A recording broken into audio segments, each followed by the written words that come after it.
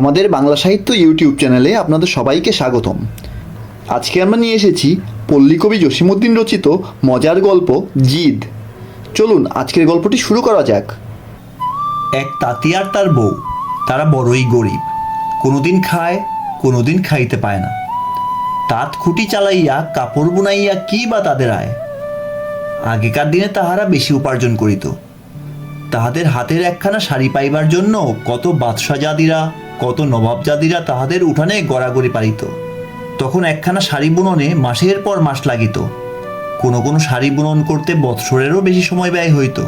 সেই সব শাড়ি বুনাইতে কতই না যত্ন লইতে হইত।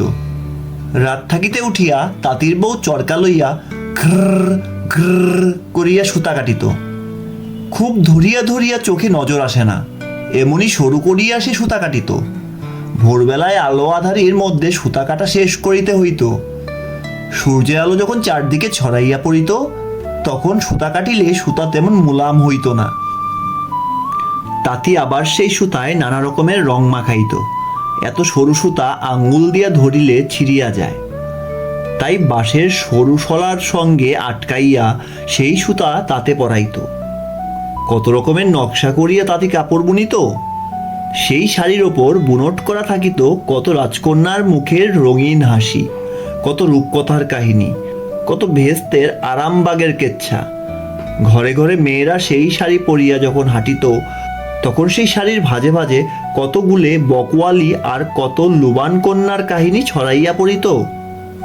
শাড়িগুলির নামই বা ছিল কত সুন্দর: কলমি ফুল, গোলাপ ফুল, মন খুশি, রাসমণ্ডল, মধুমালা, কাজললতা, বালুচর। শাড়িগুলির নাম শুনিয়াই কান জুড়াইয়া যাইত। কিন্তু কিসে কি হইয়া গেল? দেশের রাজা গেল, রাজ্য গেল, দেশবাসী পথের ভিখারি সাজিল, বিদেশি বণিক আসিয়া শহরে কাপড়ের কল বসাইল। কলের ধোয়ার ওপর শোয়ার হইয়া হাজার হাজার কাপড় ছড়াইয়া পড়িতে লাগিল। যেমন সস্তা তেমনি টেকসই, আবার যেখানে সেখানে পাওয়াও যায়। তাঁতির কাপড় কে আর কিনতে চায়? হাট হইতে নকশি শাড়ি ফিরাইয়া আনিয়া তাঁতিরা কাঁদে। শূন্য হাড়িতে চাউল না পাইয়া তাঁতির বউ কাঁদে। ধীরে ধীরে তারা সেই মিহিন শাড়ির বুনন ভুলিয়া গেল।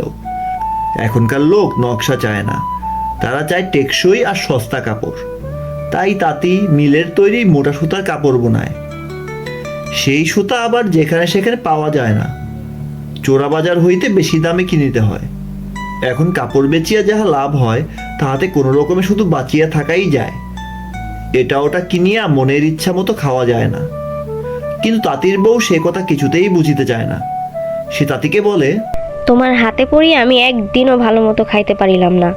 এত করিয়া তোমাকে বলি হাটে যাও, ভালো মতো একটা মাছ কিনিয়ে আনো, সে কথা কানেই তোলো না। তাঁতি উত্তর করে, এই সামনের হাটে যাইয়া তোমার জন্য ভালো মতো একটা মাছ কিনিয়া আনিব। সে হাট যায়, পরের হাট যায়, আরও এক হাট যায়, তাতে কিন্তু মাছ কিনে আনে না। সেদিন তাঁতির বউ তাঁতিকে ভালো করিয়াই ধরিল।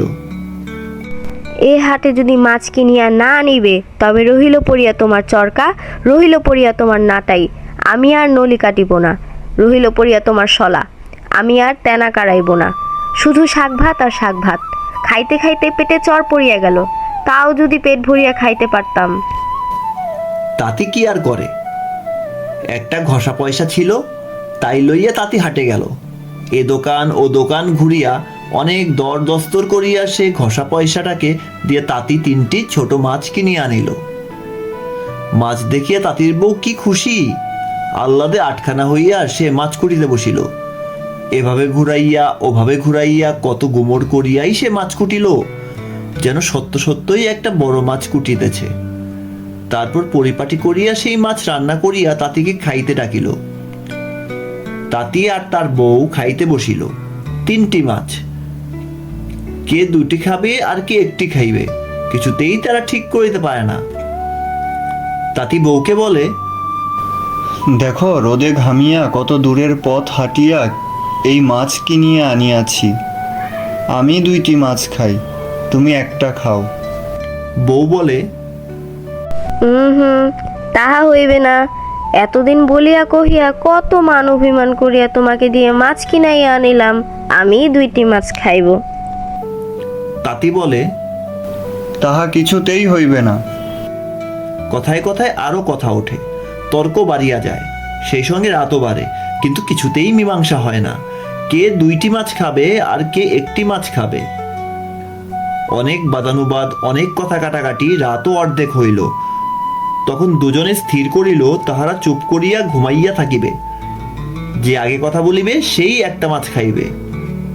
তাঁতি এদিকে মুখ ঘুরাইয়া, তাঁতির বউ ওদিকে মুখ ঘুরাইয়া শুইয়া রইল। থালা ভরা ভাত তরকারি পড়িয়া রহিল। রাত কাটিয়া ভোর হইল, কিন্তু কারো মুখে কোনো কথা নেই। ভোর কাটিয়া দুপুর হইল, কিন্তু কারো মুখে কোনো কথা নেই। দুপুর কাটিয়া সন্ধ্যা হইল, কিন্তু কারো মুখে তখনও কোনো কথা নেই।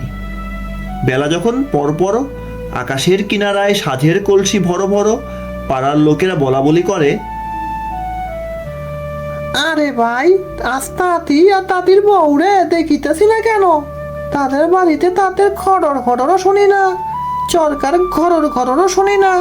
কোনো অসুখ বিসুখ করিল নাকি তাদের? তাঁতি বড় ভালো মানুষ ছিল রে, বেচারা গরিব হইলে কি হয়, কারো কোনো ক্ষতি করে নাই কোনোদিন। একজন বলিল, চলো তো ভাই, দেখে আসি ওদের কোনো অসুখ বিসুখ করলো নাকি। পাড়ার লোকেরা তাঁতির দরজায় আসিয়া ডাকাডাকি আরম্ভ করিল, কিন্তু কোনো সাড়া শব্দ নেই। ভিতর হইতে দরজা বন্ধ।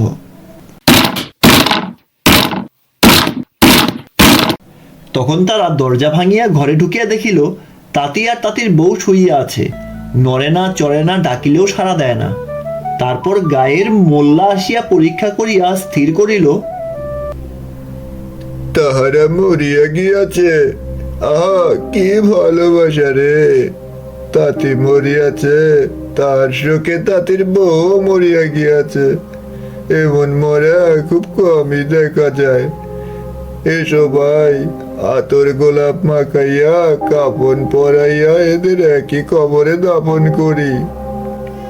গোরস্থান সেখান হইতে 1 মাইল দূরে। এই অবেলায় কে সেখানে যাইবে? পাড়ার দুজন ইমানদার লোক মরা কাঁধে করিয়া লইয়া যাইতে রাজি হইল। মোল্লা সাহেব ঘোড়ায় চড়িয়া সঙ্গে সঙ্গে চলিলেন। কবর দেওয়ার সময় জানাজা পড়িতে হইবে। গোরস্থানে মুর্দা আনিয়া নামানো হইল। মোল্লা সাহেব একটি খুঁটির সঙ্গে তার ঘোড়াটা বাঁধিয়া সমস্ত তদারক করিতে লাগিলেন। তার নির্দেশ মতো কবর খোঁড়া হইল। তাঁতি আর তাঁতির বউকে গোসল করাইয়া কাফন পরাইয়া সেই কবরের মধ্যে শোয়াইয়া দেওয়া হইল। তখনও তাহারা কথা বলে না। তাহাদের বুকের ওপর বাঁশ চাপানো হইল। তখনও তাহারা কথা বলে না। তারপর যখন সেই বাঁশের ওপর কোদাল কোদাল মাটি ফেলানো হইল, তখন বাঁশ খুঁটি সমেত তাঁতি লাফাইয়া উঠিয়া বলিল, তুই 2টা খা, আমি একটাই খাবো। সঙ্গে ছিল 2 জন লোক আর মোল্লা সাহেব। তারা ভাবিল নিশ্চয়ই ওরা ভূত হইয়া জাগিয়া উঠিয়াছে। সঙ্গের 2 জন লোক মনে করিল তাঁতি যে তার বউকে 2টা খাইতে বলিল, নিশ্চয়ই সে তাহাদের 2 জনকে খাইতে বলিল। তখন তাহারা ঝুড়ি কোদাল ফেলিয়া দৌড়, যে যত আগে দৌড়াতে পারে। মোল্লা সাহেব মনে করিলেন তাঁতি নিজেই আমাকে খাইতে আসিতেছে। তখন তিনি তাড়াতাড়ি আসিয়া ঘোড়ার পিঠে সওয়ার হইয়া মারিলেন চাবুক। ভয়ের চোটে খুঁটি হইতে ঘোড়ার দড়ি খুলিয়া লইতে ভুলিয়া গেলেন। চাবুক খাইয়া ঘোড়া খুঁটি উপড়াইয়া দিল দৌড়। ঘোড়া যত চলে, সেই দড়িতে বাঁধা খুঁটি আসিয়া মোল্লা সাহেবের পিঠে তত লাগে। তিনি ভাবেন বুঝি ভূত আসিয়া তার পিঠে দাঁত ঘুষিতেছে। তখন তিনি আরো জোরে জোরে ঘোড়ার গায়ে চাবুক মারেন, আর দড়ি সমেত খুঁটি আসিয়া আরো জোরে জোরে তার পিঠে লাগে। হাসিতে হাসিতে তাঁতি আর তাঁতির বউ বাড়ি আসিয়া ভাত খাইতে বসিল। আজকের গল্পটি ভালো লেগে থাকলে ভিডিওতে একটি লাইক দেবেন, চ্যানেলটি সাবস্ক্রাইব করে আমাদের পাশে থাকবেন এবং পরবর্তীতে আপনারা কোন গল্পটি শুনতে চান তা কমেন্ট বক্সে অবশ্যই জানাবেন। ধন্যবাদ।